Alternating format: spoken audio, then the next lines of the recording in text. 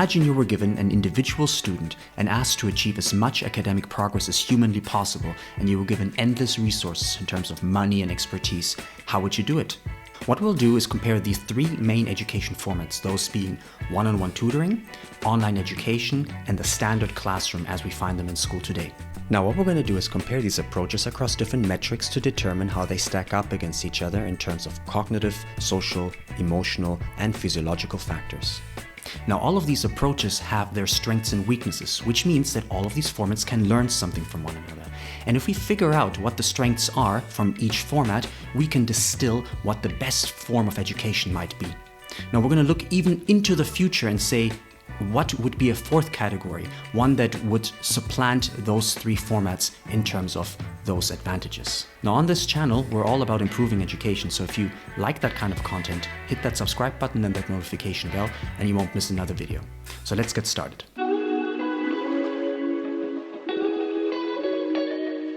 Tutoring is by far the oldest form of education, which existed long before schools were invented. It is how we passed on knowledge from one generation to the next. Now the old version of this relationship was called the master-apprentice relationship, which is basically the same as a coach-student or tutor-student relationship. The tutoring format was superseded by the classroom during the Industrial Revolution because of the tremendous cost of tutoring. Now the tutor usually focuses on an individual student, unlike the classroom teacher who has to split their attention across 25 to 30 students or even 60 students in Asian countries. This has massive implications on the quality of education and the amount of progress that can be achieved in a given amount of time. Online education is the third and latest form of education, but it has already had a massive impact on the education landscape. But despite all of the technological advances, tutoring is still as popular as ever. The largest edtech company in the world, Byju's, is an Indian online tutoring company. So why is tutoring still so popular? The tutor is usually successful in their own right, having accumulated a lot of knowledge and experience in the same domain, which helps them guide their students effectively. They know what it takes to be successful. They know the best strategies to progress. They know what it feels like to be under pressure and how to motivate oneself when things get tough. They constantly monitor the students' progress and make micro-adjustments in their instructions. It is a highly dynamic interaction that can alter direction at every second. It's that live dialogue, that back and forth between question and answer that make one-on-one learning so effective. Similar to your houseplant that requires certain things in order to thrive, such as water and sunlight, students also need certain parameters to be in place in order to learn effectively. So what we're going to do is we're going to map out those parameters and then compare these education formats that we've outlined to each other based on those parameters.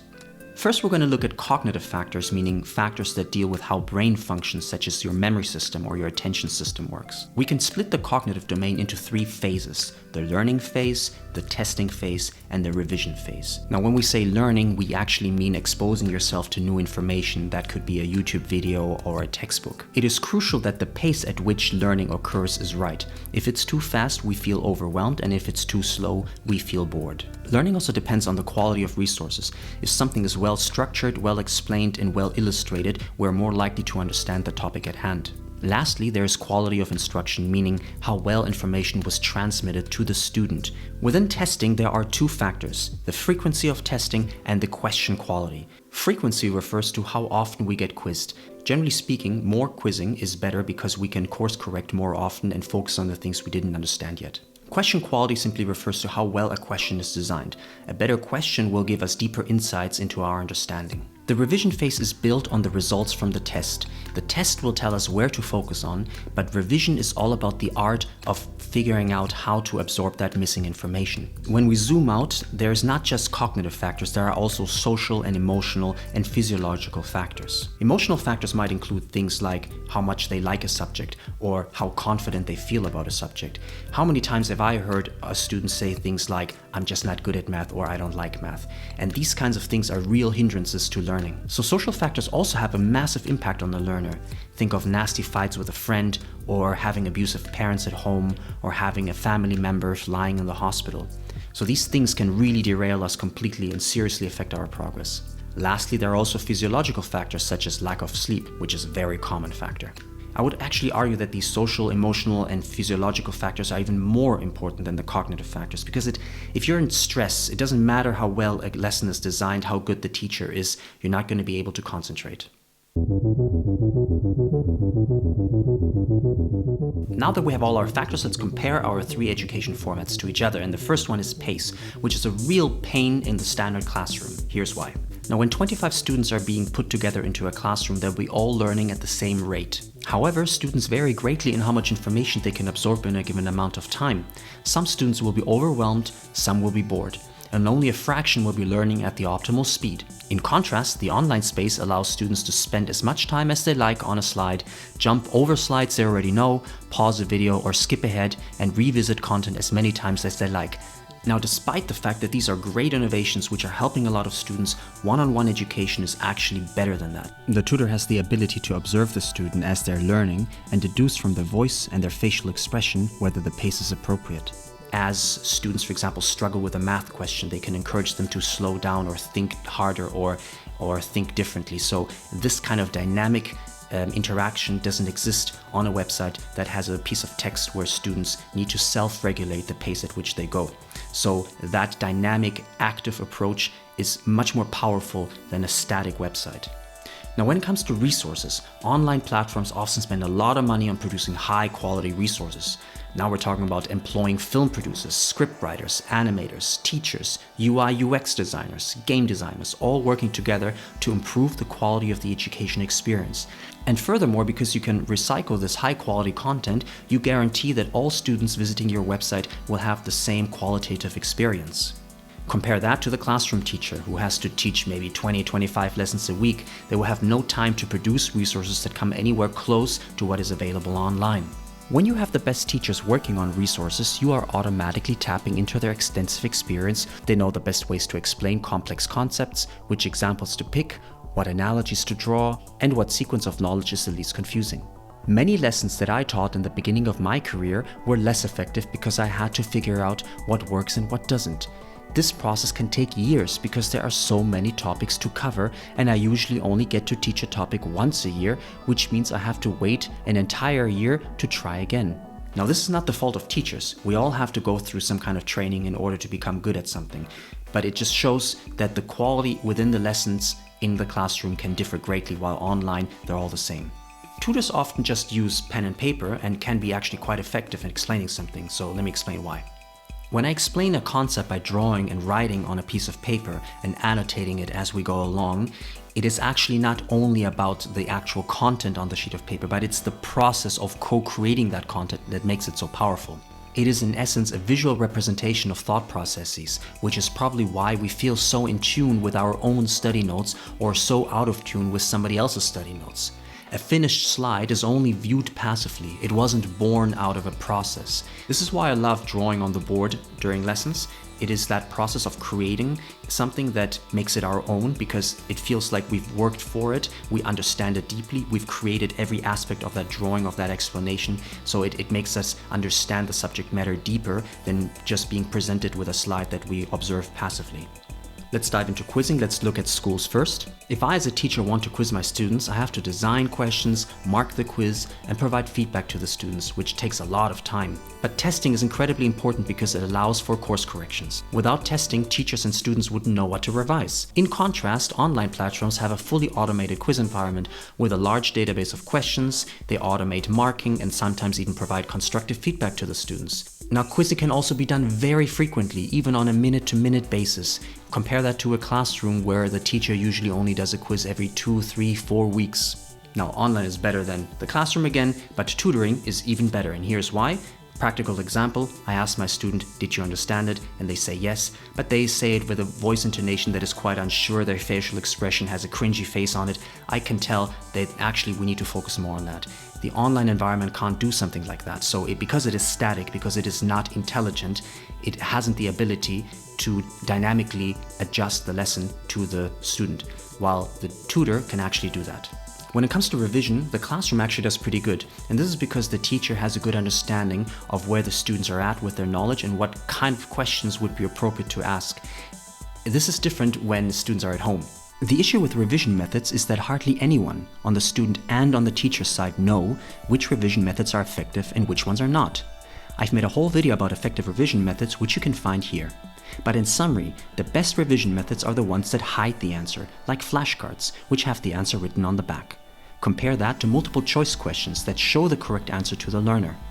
When we recognize the correct answer, we equate recognizing with knowing, which is a false impression. If we transform the same question into a short answer question, you find that it is much harder because there's nothing to recognize.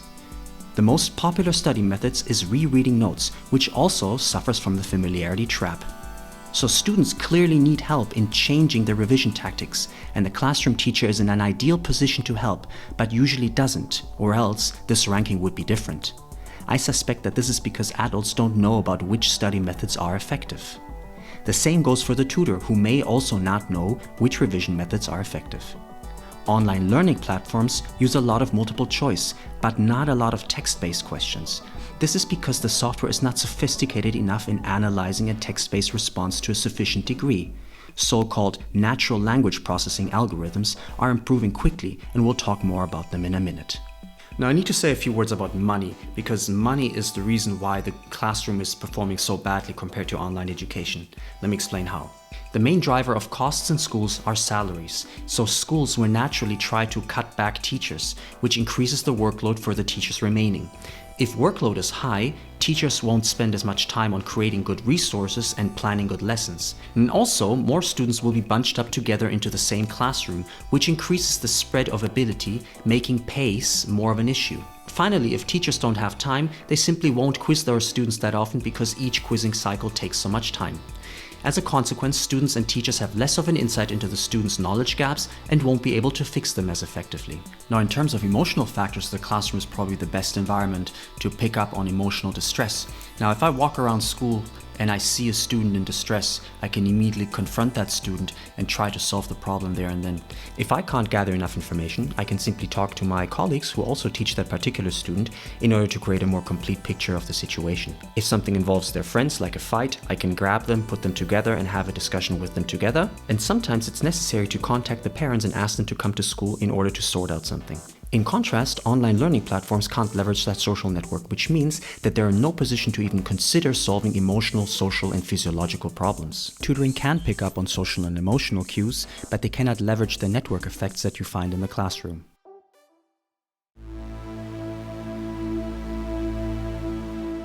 So let's take a look at the summary and see what the takeaways are. Looking at the cognitive factors, tutoring is by far the most effective education format. It beats the classroom because, unlike the teacher, they can optimize the learning environment for their particular student. Online platforms do better than the classroom because they are better at personalizing their content to the needs of the individual student. The students can go at their own pace, the resources are well crafted, the instructions are clear, and there's a regular diagnostic quizzing going on. However, the tutor is superior to online platforms because of their ability to dynamically adapt the lesson to the student. For example, if the tutor picks up on any confusion the student might have, they can come up with a highly useful, customized question on the spot.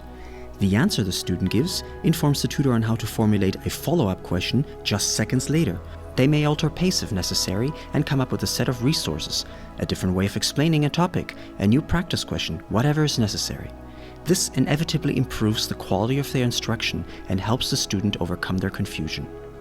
In contrast, online platforms are unaware of any misconception the student might have and can only deploy a blanket of questions across the entire topic. It's like shooting a target blindfolded. Furthermore, the answers the student gives don't change the follow-up questions or the resources because these are static. But tutoring comes at a cost, quite literally. Focusing on one student instead of 30 makes it 30 times more expensive. And this is where online shines. When you sell lessons to millions at a fraction of a penny, you can hire the best teachers to make your lessons even better. Despite all of the shortcomings the classroom has, it still has the edge in terms of social, emotional, and physiological factors. We are social creatures after all, and our well-being depends on the people in our lives.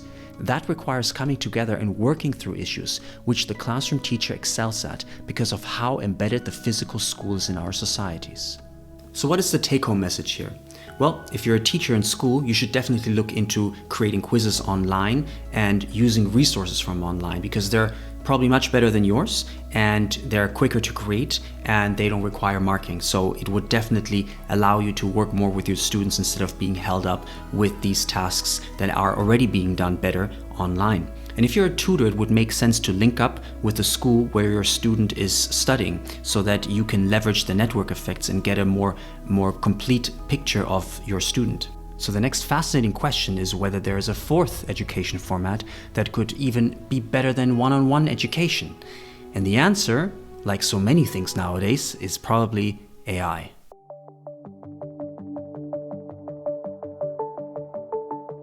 We would have to combine the best of all three formats. Take the tutor format, make it dirt cheap, and add social, emotional, and physiological capabilities. How hard can that be? The challenge would be to build an artificial intelligence with tutor-level teaching abilities. It would be like talking to an actual person. The movie Her does an excellent job at showing what that might be like. In the movie, the protagonist falls in love with his AI virtual assistant. They have conversations that are indistinguishable from human-human conversations. The AI can not only understand what he's saying, but empathize with his emotional state and make suggestions to cope with his situation. An AI that could comprehend the limits of a student's understanding as well as their emotional state would be groundbreaking. And similar to one of those automated vertical gardens that maintain the optimal growing conditions for the plants inside, the AI could maintain the optimal learning conditions for the students. We're still a long way off from such systems, and many would claim that such systems are impossible. But our AIs have been getting better. Siri and Alexa are nowhere near to what is required, but their capabilities are expanding with every update. All that's left to do now is wait and see if the computer scientists can crack this problem. Now, these systems might supersede human teaching skills at some point, just as it happened for us with chess. The chess computer is unbeatable, so maybe one day we will not be able to teach as well as a computer. Now, AI could eventually max out all categories, including cost, which means that the best education will be available to everybody for near zero cost. And that's why this is the holy grail in education.